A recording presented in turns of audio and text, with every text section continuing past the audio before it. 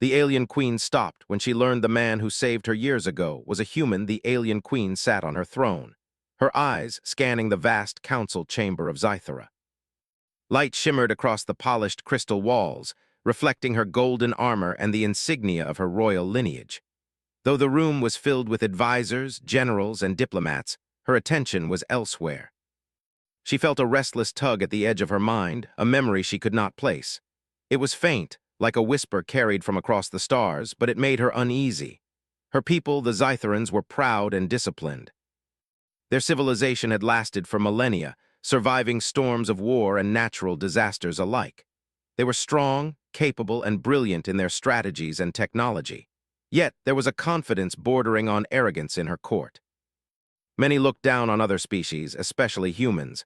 They considered humans weak, unpredictable, and fragile, but the queen herself had always questioned such assumptions quietly.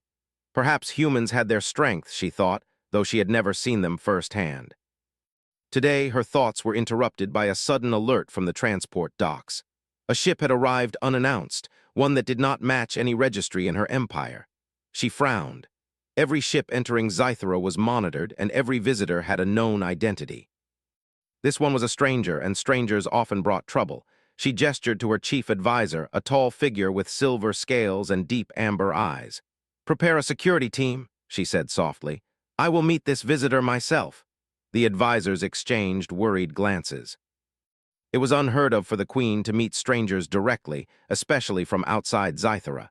She had faced rebellions, traitors, and enemies of the state, but her curiosity outweighed her caution. Something about this ship felt different, almost familiar. The transport bay was filled with the hum of machinery as the ship's ramp lowered. A figure emerged, human, slender, and unassuming. His brown hair was tousled, and his eyes held a calm confidence that drew attention.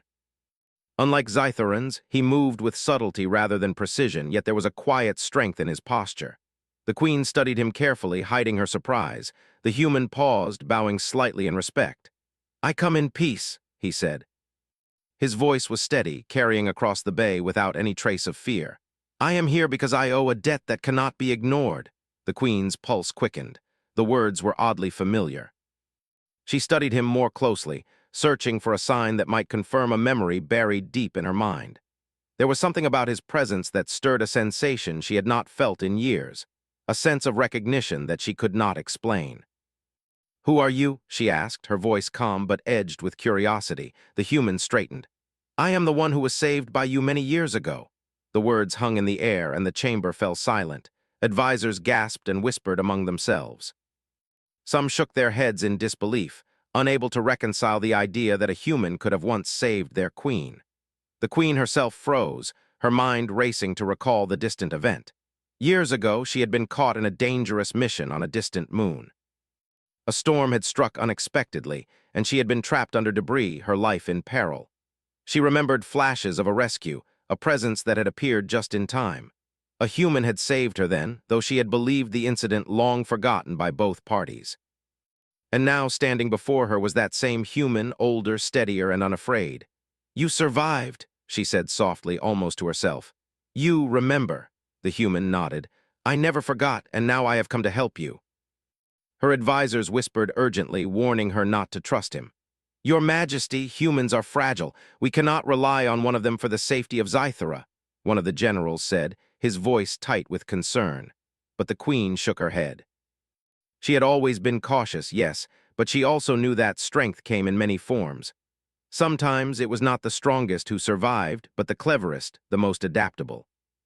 And humans, she realized now, might have the kind of unexpected ingenuity her people often underestimated. "Very well," she said. "You will answer my questions first, then we will see if your help is worthy of consideration." The human followed her into a smaller chamber, away from the prying eyes of the court. The room was lined with artifacts from countless worlds, trophies of diplomacy and exploration. The queen gestured to a chair, though she herself remained standing. "Tell me," she said, "how do you know what I face today?" The human took a deep breath. "Because I have watched from afar. I have tracked movements in your empire, noticed the unrest and the subtle signs of rebellion. You are not only facing internal dissent, but also a threat from beyond your borders. I can help you prepare." The queen's brow furrowed. She had suspected something, but she had not known the extent. Her advisors had minimized the danger, believing that Zythera's defenses were sufficient. Yet the human spoke with certainty, his knowledge precise and accurate. "Why should I trust you?" she asked, her voice steady, though a flicker of doubt crossed her mind. The human smiled faintly. "Because I saved your life once, and because you once saved mine without knowing it. Trust is not given lightly, Your Majesty, but it is earned by actions, not by words." The queen considered him silently. She recalled the moment of her rescue, the relief she had felt, the fleeting connection that had passed between her and her savior. She had never thought she would see him again, and yet here he was, offering his help. Perhaps there was a lesson in that memory, a reminder that appearances could deceive and that strength could be found in unexpected places. "I will allow it," she said finally. "You may assist me, but know this, any sign of betrayal will not be tolerated." The human inclined his head, understanding the weight of her words. "I would not expect anything less." Over the next hours, they began to discuss the state of Zythera and the threats looming over it. The human's insights were remarkable, offering strategies that were unconventional but promising. He suggested ways to use terrain and technology in combination, blending tactics that Zytherans had never considered. The queen watched him closely, intrigued not only by his knowledge but also by the calm assurance in his demeanor. As the day turned to night, the queen could not help but notice how different this human was from what she had been taught about his species. He was clever, patient, and adaptable. More importantly, he did not underestimate her people, nor did he seek to dominate them. Instead, he proposed collaboration, showing respect for Zytheran culture while also offering fresh perspectives. Her thoughts drifted again to the distant memory of the rescue. How fragile humans had seemed then, and yet how capable this one was. Perhaps she had judged his kind too harshly, relying too much on assumptions rather than experience. The lesson was clear. Strength was not always visible, and courage came in many forms. The queen's advisors continued to watch uneasily, exchanging worried glances. They could not understand why she would allow a human into the inner workings of her empire, especially one with no official rank or authority. But she knew that leadership required decisions that were not always popular. Sometimes the survival of an empire depended on daring to trust the unexpected. Hours passed, and the human remained calm and attentive, answering questions and proposing solutions. The queen found herself listening more closely than she had to any other advisor in recent memory. His ideas were sound, his judgment clear. There was no arrogance, no condescension, only a willingness to help and a quiet confidence that he could make a difference. Finally, the queen leaned back, considering everything she had heard. The situation in her empire was more dangerous than she had feared, but she also saw opportunity. Perhaps with the help of this human, she could not only protect her people, but also learn something valuable about the strength and resilience of other worlds. The human stood, waiting patiently for her decision. She studied him, remembering the life he had once saved and the courage he displayed now. In that moment, she realized that history had brought them together again for a reason. "You will remain at my side," she said, "and we will face what comes together. But know this, your loyalty must be proven, as will mine to you." The human inclined his head once more. "I understand, Your Majesty, and I will not fail you." As the queen watched him, she felt a sense of hope she had not known in years. Perhaps this was the beginning of a new chapter for Zythera, one in which courage, intelligence, and loyalty were recognized wherever they appeared, even in a human. Outside the chamber, the stars of the Zytheran night shimmered like scattered jewels. The transport bay was quiet now, and the city below hummed with life. The queen turned back to her throne, feeling the weight of her responsibilities but also the spark of possibility. The human had arrived not as a threat, but as an ally. And for the first time in a long while, she allowed herself to believe that even the smallest, most underestimated beings could change the fate of an empire. As dawn approached, the alien queen remained in her private chamber, studying the human's words and considering the decisions ahead. She knew the path would not be easy. Rebellion stirred among her people, and external threats loomed. Yet with this human at her side, she felt a renewed sense of purpose. Perhaps the lessons of the past, combined with the courage of the present, could shape a future that none had dared to imagine. And so, as the first light of Zythera's sun touched the crystal spires of her city, the queen prepared herself for what lay ahead. determined to face it not alone, but with the human who had once saved her and now stood ready to help again. The day after the human arrived, the alien queen woke early. Sunlight spilled across the crystal walls of her private chambers, casting long, golden shadows. Despite the calm morning, her mind buzzed with thoughts of strategy and curiosity. She had spent hours speaking with the human the previous day, and although she had been cautious, she could not deny that his presence was intriguing. There was something in the way he spoke, the way he observed her people and their systems, that suggested a depth of understanding few Zytherans possessed. She dressed quickly, choosing her ceremonial armor, not for battle, but to remind herself of the responsibility she bore. As she descended the throne tower, the corridors were alive with the hum of activity. Guards marched with precise steps, clerks delivered reports, and scholars discussed research in low tones. Yet all eyes were drawn to the human, who walked beside the queen like he had been part of her court for years. Some whispered, others gawked openly. A few openly doubted her judgment, but she ignored them. Leadership, she reminded herself, was not about pleasing everyone. The human, whose name she had learned was Alex, moved calmly beside her. Unlike the Zytherans, who carried an aura of authority in every gesture, Alex's movements were quiet but deliberate. He carried no weapons, no gadgets other than a small datapad for notes, yet there was an unspoken confidence in his stride. The queen observed him carefully, noting the way he scanned the room, taking in patterns of behavior and subtly noting inconsistencies. It reminded her of the rescue long ago, when he had seemed to anticipate danger before it even appeared. "You are very calm this morning," she said, her tone light but inquisitive. "I find that understanding the situation first helps more than rushing into it," Alex replied. His voice carried a calm certainty that contrasted sharply with the tension among her court. "I need to know everything, the threats, the allies, and even the weaknesses of your own people if we are to succeed." The queen nodded. "Very well. I will show you the areas that concern me most." They walked to a secure chamber that overlooked a holographic map of the Empire. The projection hovered in midair, showing stars, planets, and the borders of Zythera's influence. Alex studied it with keen interest, his brow furrowing slightly as he traced the lines of potential vulnerability. "The rebellion in the northern sectors is only the beginning," the queen said. "It is small but growing. They resent my rule, though I have acted fairly. I do not understand why they cannot see the value of order and stability." Alex studied the map, then pointed to a cluster of planets. "They feel isolated. They do not see the protection your leadership provides because they have not experienced it directly. You could reach out, show them your intentions in ways that do not seem threatening. Sometimes, engagement is stronger than force." Her advisors gasped. Engagement was not how Zytherans dealt with rebellion. Authority was maintained through strength and demonstration of capability. Yet the queen found herself nodding slowly. Alex's logic made sense, and it was different from anything she had considered. Perhaps that was why he had survived the chaos of that long-ago rescue. He thought beyond simple solutions, beyond appearances. "Very well," she said.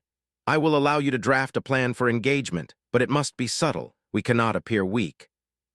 Alex nodded, then studied the holographic projection further. "Subtle, yes, but also innovative. Your enemies expect Zytherans to act predictably. If we show them something new, something they cannot anticipate, we gain an advantage without confrontation." The queen watched him, fascinated by his ability to understand the delicate balance between caution and creativity. She realized that humans, despite their physical fragility, might have strengths that her own people lacked. Flexibility, adaptability, and insight that came from living in an unpredictable world. As they worked together, the queen noticed that Alex did not merely observe.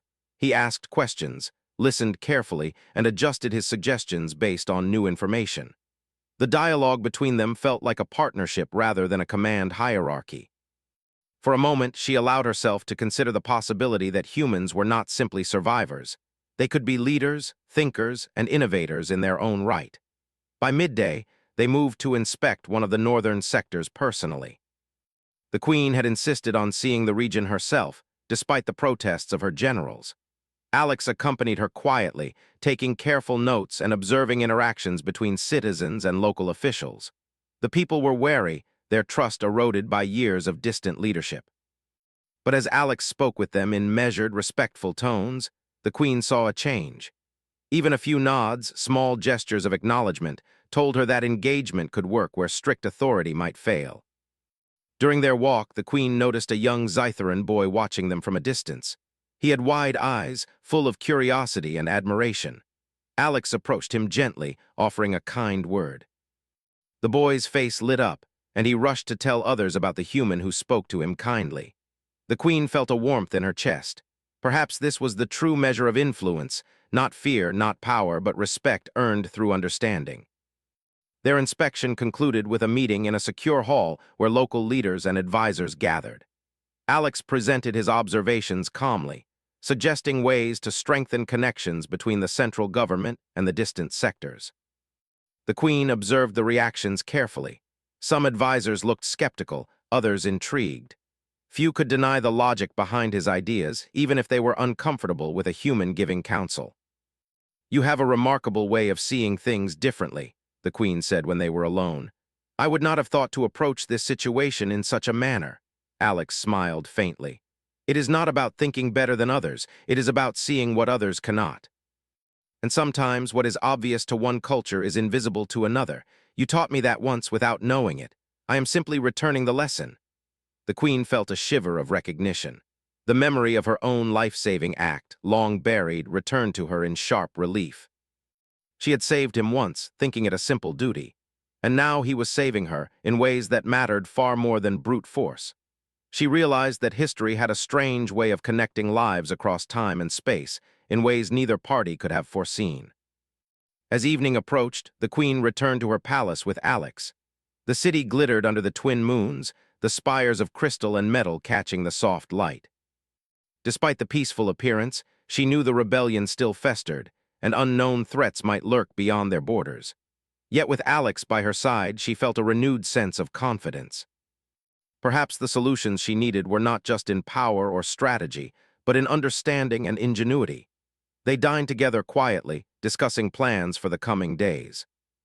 Alex suggested drills and simulations for the palace guards, not as punishment but as exercises in adaptability and problem-solving.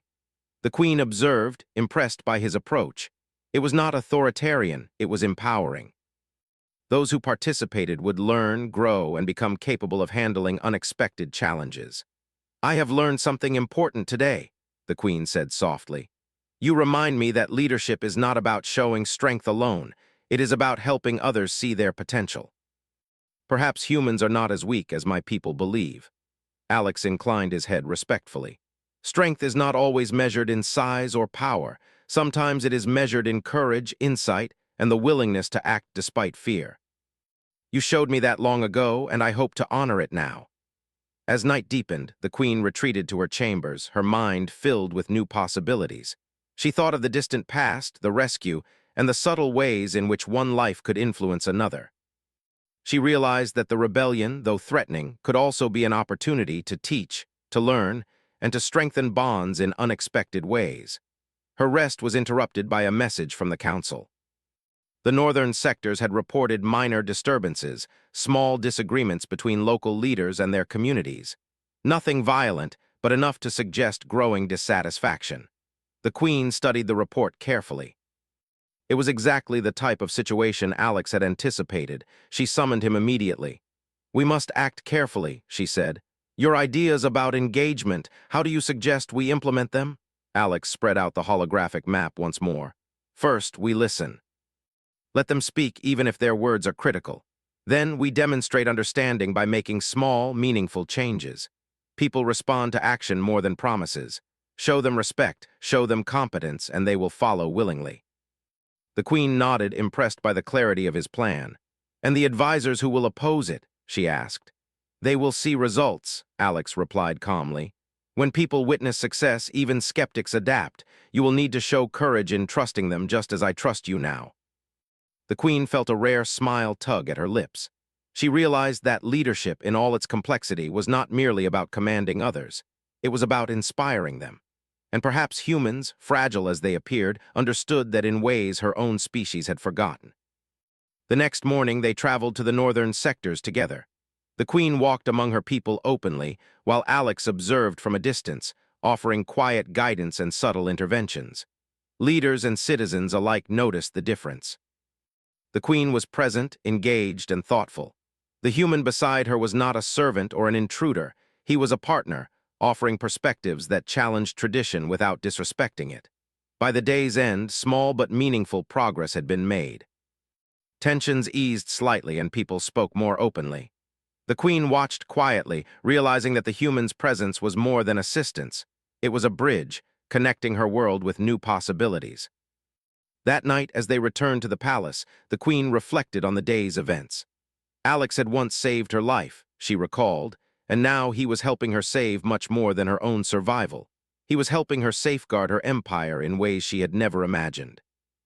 Perhaps this was the true meaning of trust, and the reason she had been connected to him across the years. And so, as the twin moons of Zythera glimmered above, the queen allowed herself a small moment of hope. The challenges were far from over, but with insight, courage, and unexpected allies, perhaps even the greatest threats could be met with wisdom and foresight. For the first time in many years, she believed that her empire's future was not only secure, but capable of becoming stronger than she had ever imagined. And she knew, deep in her heart, that this human, simple, unassuming, yet remarkable, would be central to that future. The morning air on Zythera was cool and bright as the alien queen and Alex walked along the palace corridors. The city below gleamed in the twin sunrises, its towers and spires reflecting the early light like scattered jewels. The queen had spent many years in these halls, yet today everything seemed sharper, more alive. Perhaps it was because she saw her empire not just as territory to govern, but as a living world with people who could change if guided with care. Alex walked beside her, silent but alert. The previous days had taught him much about Zytheran culture, their strengths and limitations, and the subtle tensions that ran through their society. He had learned to move with patience, speaking when needed, listening when others did.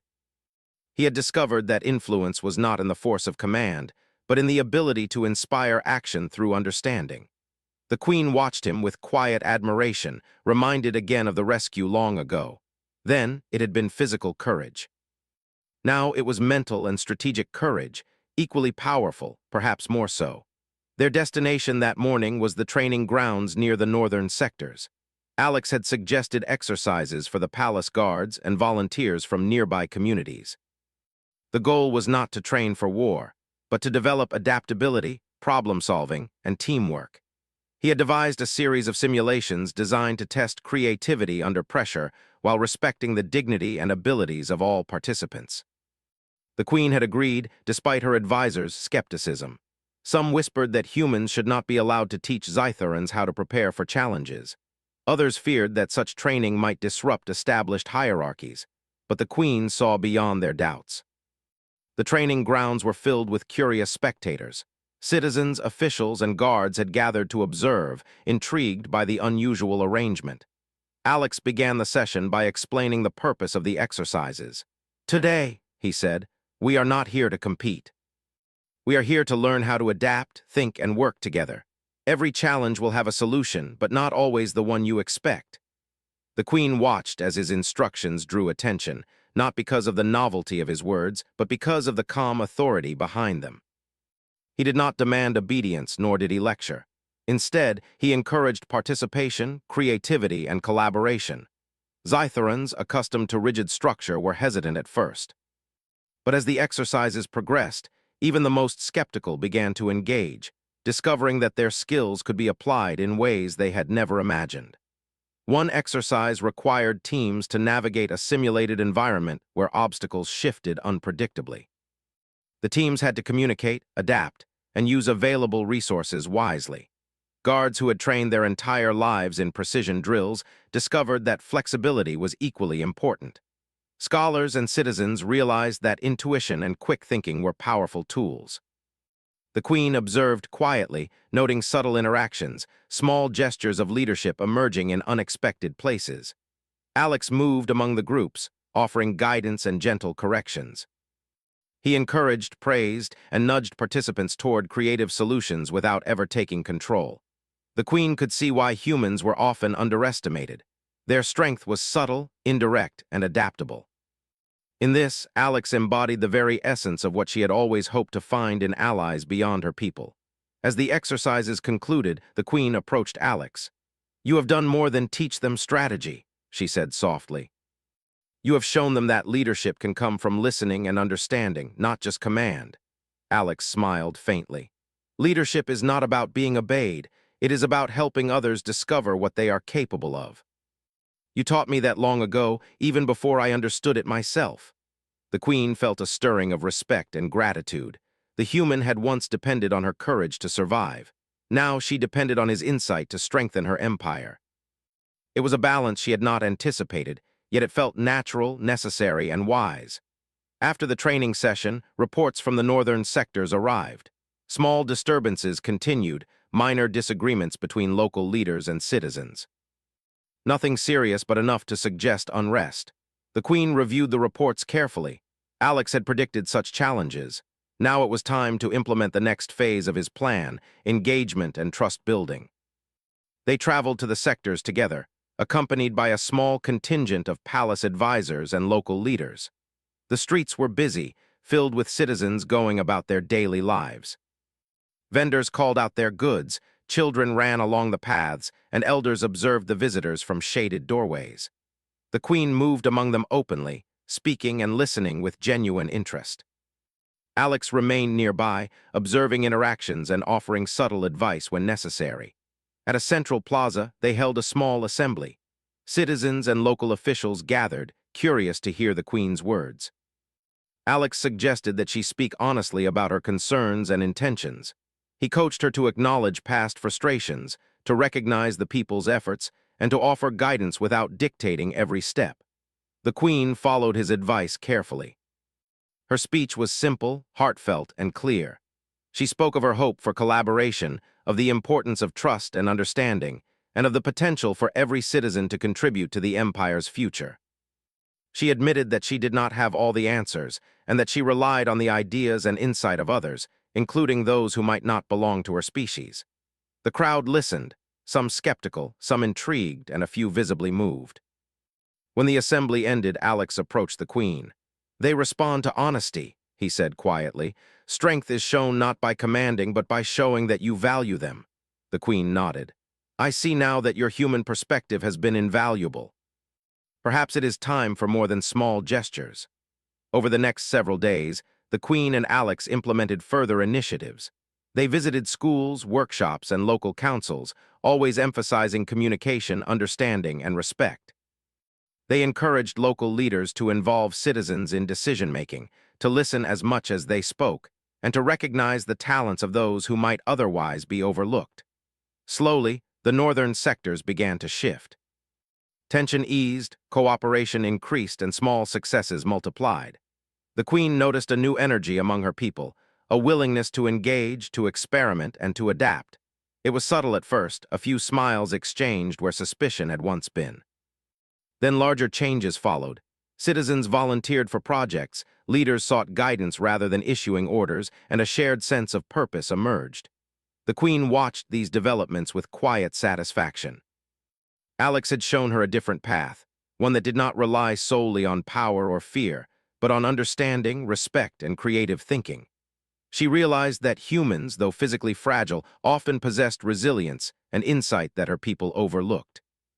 Their potential, she understood now, was extraordinary. One evening, as they walked along a terrace overlooking the city, Alex spoke quietly.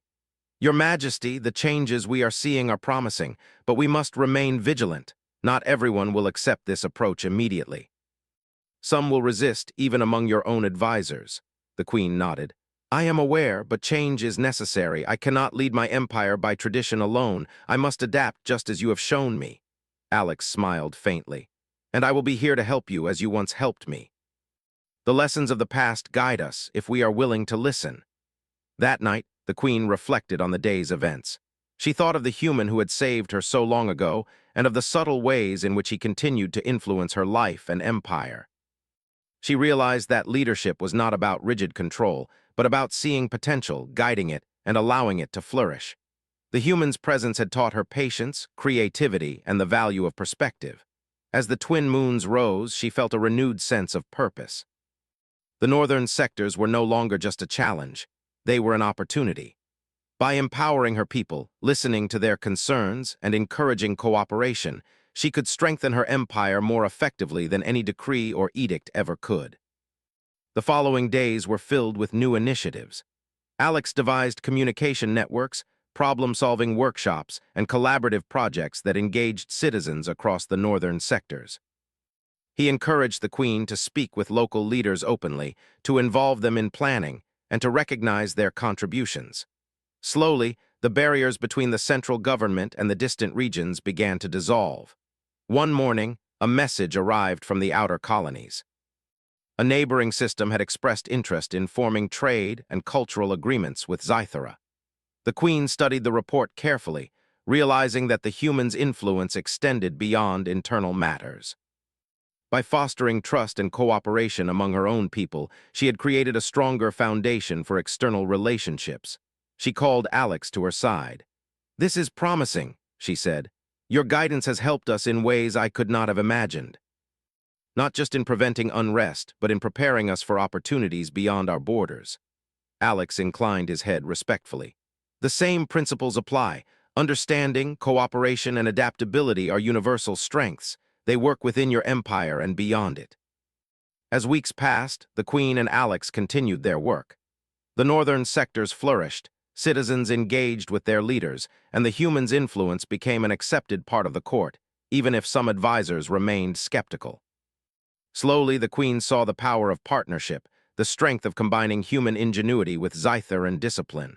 One evening, as they stood on the palace terrace overlooking the city lights, the Queen spoke quietly. "I underestimated humans. I judged them by appearances and assumptions. You have shown me that true strength is not always visible."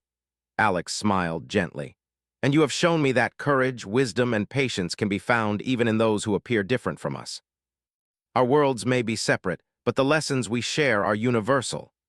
The Queen felt a sense of connection that went beyond the immediate challenges of governance. She realized that the human before her was more than an advisor. He was a bridge, a reminder of the lessons of the past, and a guide for the future. The twin moons of Zythera reflected in their eyes as they stood together. The city below thrummed with life, a testament to the potential of understanding and cooperation. The Queen knew that challenges would continue and that new threats would arise. But for the first time in many years, she felt confident that her empire was not only capable of surviving but of thriving. And she understood, deep in her heart, that the human beside her, the one who had once been saved by her courage, would remain central to that future. Their partnership was no longer defined by past events, but by the promise of what could be achieved together. The sun had barely risen over the crystal towers of Zythera when the alien Queen and Alex convened in the council chamber. The air was crisp, and the light from the twin suns cast shimmering reflections on the polished floor. Reports had arrived overnight, and though nothing urgent, there was a clear pattern emerging. Neighboring systems were showing unusual activity near Zythera's borders. Nothing violent yet, but movement that suggested preparation, planning, and caution. The Queen studied the holographic map before her, lines of energy and star paths pulsing faintly in the projection. Alex stood beside her, examining the patterns with keen interest. "It is not a direct threat yet," he said softly, "but the signs are clear.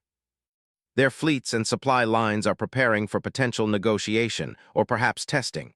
Either way, it is a warning. We must be ready not just for defense, but for diplomacy." Her advisors murmured uneasily, some whispering about the humans' growing influence. Yet the Queen remained calm. Alex's reasoning made sense, and she trusted his judgment. "Prepare a team to monitor the borders," she said. "We will not act aggressively, but we must understand their intentions. Knowledge is always the first advantage." Over the next few days, Zythera's observatories and scouts reported increasing signals of activity. Ships moved along trade routes, sensors picked up anomalies, and messages circulated through neutral systems. Alex studied each report carefully, mapping potential outcomes and suggesting proactive measures. He recommended reaching out through emissaries, not as an act of submission, but as a gesture of communication and openness. The Queen agreed. She sent a small delegation to meet the neighboring systems, choosing representatives with integrity, respect, and insight. Alex trained them, advising on diplomacy strategies and potential scenarios. He taught them how to listen carefully, how to read subtle cues, and how to present Zythera as a strong but thoughtful civilization. Respect and understanding, he told them, will achieve more than dominance or fear. Let them see the intelligence and adaptability of your empire. Meanwhile, the queen focused on internal stability.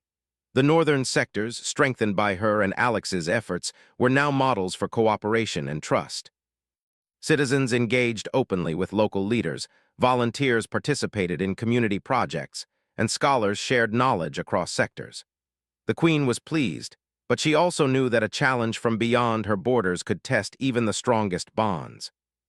During one council session, Alex pointed to patterns in the data that suggested potential weaknesses in the neighboring systems. Not in their strength, he said, but in their assumptions. They assume that Zythera will respond only with force. They do not anticipate a thoughtful, coordinated approach that values collaboration. That is our advantage. The queen nodded, understanding the subtlety of his insight.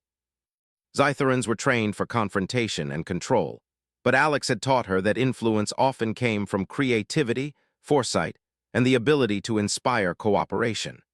She realized that her empire's future depended not only on strength, but on wisdom and adaptability.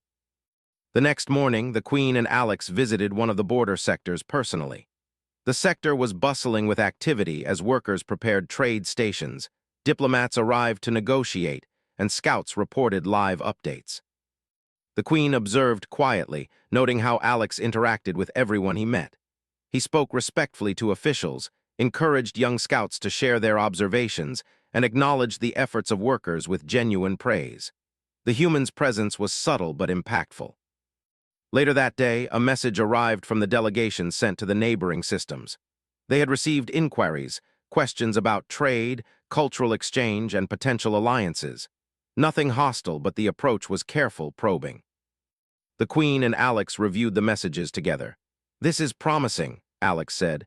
"They are testing us, yes, but with curiosity rather than aggression. How we respond now will set the tone for the future." The queen agreed. "We will respond with transparency and respect. Let them see the strength and intelligence of Zythera without giving cause for fear or suspicion." Over the following week, the queen and Alex coordinated a series of exchanges. Delegates visited each other's systems, discussions focused on shared interests, and citizens participated in cultural events to build familiarity and trust.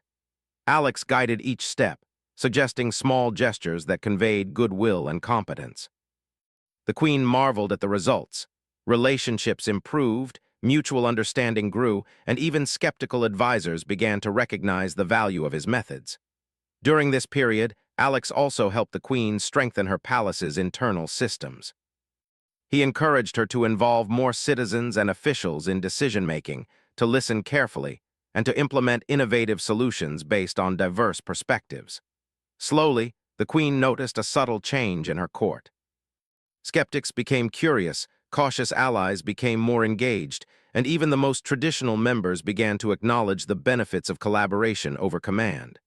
One evening, as they walked along the palace terrace, Alex spoke quietly. "Your people are adapting well. They are learning that strength is not just in power, but in unity and creativity." The queen smiled faintly. "You have taught me more than I expected. I thought I understood leadership, but you have shown me there is more than one way to guide an empire." Alex nodded.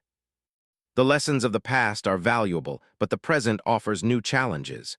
Your people will grow stronger when they see that they can contribute meaningfully. And that lesson extends to all interactions, within and beyond your borders."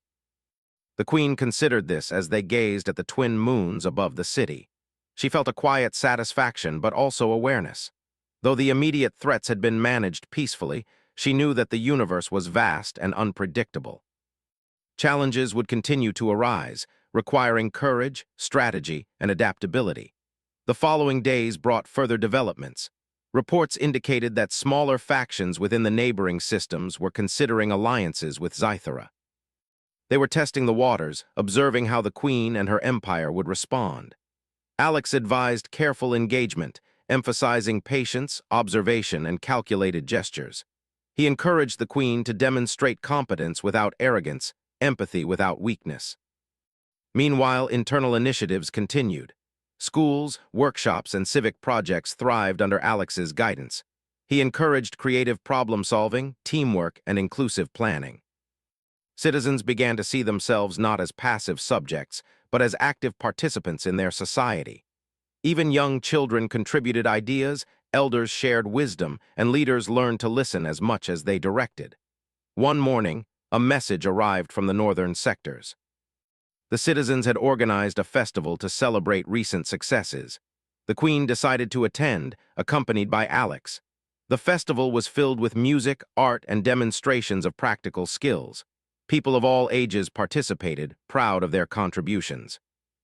The Queen observed quietly, noting the joy and sense of purpose radiating from the crowd. Alex leaned closer. "This is exactly what I hope to see. People feel valued, and that inspires loyalty and engagement naturally." The Queen nodded. "I see it now. Trust and respect are more powerful than fear or control, and it is the unexpected contributions, like yours, that open new paths for my people." As the festival continued, the Queen received a private message from her advisors. A small fleet from one of the neighboring systems had entered Zythera's outer territories without formal notice. The fleet posed no immediate danger, but the timing was curious. The Queen studied the report carefully, considering Alex's insights. "This is an opportunity," she said quietly. "Not a threat. We will welcome them, observe carefully, and demonstrate our competence and cooperation." Alex agreed. "Exactly. Let them see an empire that is strong, fair, and wise. This will earn respect, not fear." When the fleet arrived, the Queen greeted the representatives personally. She spoke with courtesy and clarity, acknowledging their intentions while demonstrating her knowledge and understanding of their systems. Alex advised subtly, pointing out nuances in body language and phrasing that would foster trust. By the end of the meeting, the visitors were impressed, noting Zythera's efficiency, intelligence, and cooperative spirit. The Queen felt a quiet pride. Not through force, nor through fear, but through careful observation, preparation, and diplomacy, she had turned a potential uncertainty into an opportunity for alliance and growth. Alex stood beside her, calm and observant, his guidance evident in every success. As the day ended, the Queen reflected on the lessons of recent weeks. Alex had once been saved by her courage, and now he was helping her guide her empire toward a stronger, wiser, and more unified future.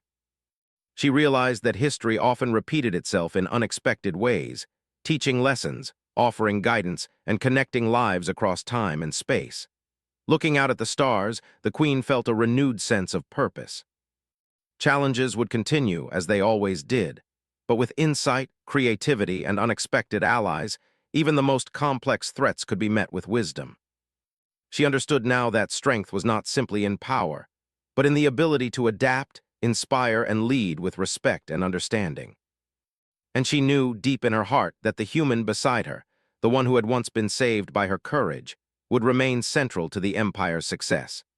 Together, they were not just preventing threats, but shaping a future that was stronger, wiser, and full of possibilities. The twin moons of Zythera rose, casting silver light across the city. The Queen and Alex stood together, contemplating the horizon. The galaxy was vast and unpredictable, but for the first time in many years, she felt confident that her empire could face it, intelligently, patiently, and boldly. And she knew that the lessons of courage, trust, and unexpected partnership would guide her people, shaping a future that none could have anticipated, but all could embrace. The twin suns rose over Zythera, painting the crystal towers in warm gold and soft amber. The city was alive with activity, more vibrant than it had been in decades. Citizens moved through streets filled with marketplaces, schools, and workshops, all buzzing with a renewed sense of purpose. The northern sectors, once tense and suspicious, now thrived with energy and cooperation. The Queen walked along the balcony of her palace, her gaze sweeping across the city. She could see the results of weeks of careful planning, insight, and partnership. Alex stood beside her, quiet but observant. The human had become more than an advisor. He was a trusted companion, a bridge between her vision and the realities of her people. His calm presence reassured her, reminding her that strength was not always loud or forceful, but often quiet, steady, and reliable. "Your Majesty," Alex said softly, The delegations from neighboring systems have confirmed their commitment to dialogue. They have been impressed by how your empire manages its people, and they recognize the intelligence and adaptability of Zythera. The queen nodded, a small smile playing across her lips. "It is not just my work," she said. "It is the work of my people, of all of us, and your guidance has been invaluable." Alex inclined his head. "It is a pleasure to contribute. You have already shown the wisdom to act beyond fear, to trust potential where others see weakness. That is why this has succeeded." Their conversation was interrupted by a messenger who bowed respectfully. "Your Majesty," he said, "the council awaits your presence." They wish to discuss a formal recognition of the human contributions across the empire. The queen turned to Alex. "This is your moment, as much as it is mine. Come with me." The council chamber was filled with Zytheran officials, leaders, and scholars. Some still held skepticism in their eyes, but there was also respect and curiosity. The queen addressed the assembly, her voice calm and steady. "We stand at a pivotal moment. Our empire has faced challenges that required not only strength but wisdom. We have learned that understanding, cooperation, and creativity are as vital as courage and discipline. This is a lesson that transcends species, and it has been taught to us by someone who once relied on my courage, and whom I now rely upon to guide our future." She gestured toward Alex. "This human has shown insight, patience, and ingenuity. His contributions have strengthened our empire in ways that none of us could have achieved alone. Therefore, I formally recognize him as an honored advisor to the Queen, entrusted with guidance and partnership in the governance of Zythera." The chamber erupted in whispers. Some officials struggled to process the idea, while others nodded slowly, realizing the wisdom behind the Queen's words. Alex stepped forward, bowing respectfully. "I accept your recognition not as a sign of superiority, but as a responsibility," he said. "I am here to serve, to guide when asked, and to work alongside all of you to ensure the prosperity and harmony of Zythera." The queen watched the reactions carefully. The human's words were simple, humble, and effective. Even the skeptics were swayed by his honesty and clarity. She felt a sense of pride and satisfaction. Leadership, she reflected, was not about asserting dominance but about creating trust, demonstrating integrity, and inspiring others to rise to their potential. Over the following days, Alex and the Queen coordinated efforts to strengthen alliances with neighboring systems. Delegations exchanged knowledge, trade agreements were refined, and cultural collaborations blossomed. Citizens of Zythera took part in these efforts, sharing ideas, inventions, and art, demonstrating the value of collaboration and ingenuity. Meanwhile, the Queen focused on her own people, implementing policies that emphasized education, creativity, and civic participation. Alex advised on how to structure programs that would nurture talent across the empire. Workshops, simulations, and collaborative projects became a regular part of daily life, encouraging citizens to think critically, solve problems, and contribute meaningfully to the empire. One afternoon, the Queen visited a newly established center for young innovators. Children and teenagers demonstrated small inventions, projects, and creative solutions to challenges presented by their instructors. Alex observed quietly, occasionally offering guidance and encouragement. The Queen watched with fascination and pride. She realized that by nurturing talent, curiosity, and confidence, she was creating a future where Zythera could thrive beyond any threat or challenge. "This is remarkable," the Queen said to Alex. "I never imagined that so many would embrace the opportunity to contribute so eagerly." Alex smiled. "People respond when they are trusted and respected. It is not power alone that inspires. It is the belief that every individual can make a difference." The Queen reflected on the human before her, remembering the day he had arrived unannounced, reminding her of a distant past she had barely acknowledged. He had once been saved by her courage, and now he had helped her save much more, the integrity, prosperity, and unity of her empire. She felt a deep sense of gratitude, tempered by admiration for his insight, humility, and wisdom. As the week progressed, reports from the outer sectors confirmed that neighboring systems were increasingly interested in alliance rather than confrontation. The Queen and Alex coordinated joint projects, scientific exchanges, and cultural initiatives. They emphasized transparency, cooperation, and shared objectives. Slowly, the galaxy began to recognize Zythera as an empire that was strong, wise, and capable of collaboration. One evening, the Queen and Alex stood on the palace terrace, watching the twin moons rise above the horizon. The city below was alive with light and energy, citizens moving with purpose and pride. The Queen spoke quietly. "I have learned more than I ever expected from a single human. Your perspective, your insight, your patience, it has changed the way I see leadership, the universe, and even myself." Alex inclined his head respectfully. "And I have learned from you as well. Courage, wisdom, and the willingness to trust others are lessons that guide more than just survival. They shape the future." The Queen smiled, her gaze moving across the city. "The future, yes, it is bright, Alex, stronger than I imagined, capable of more than I dared hope." Days turned into weeks, and the Queen and Alex continued their work. Citizens embraced new opportunities, leaders refined their strategies, and alliances with neighboring systems strengthened. The once-tense northern sectors were models of cooperation and innovation. The Queen felt confident that her empire was not only safe but thriving. One morning, as she reviewed reports from the outer colonies, Alex approached with a thoughtful expression. "Your Majesty, we have an opportunity to formalize our alliances." A ceremony could celebrate cooperation, mutual respect, and shared objectives. It would also reinforce the unity and credibility of Scythera across the galaxy. The Queen considered this carefully. "Yes, it is time to show the universe what we have achieved together.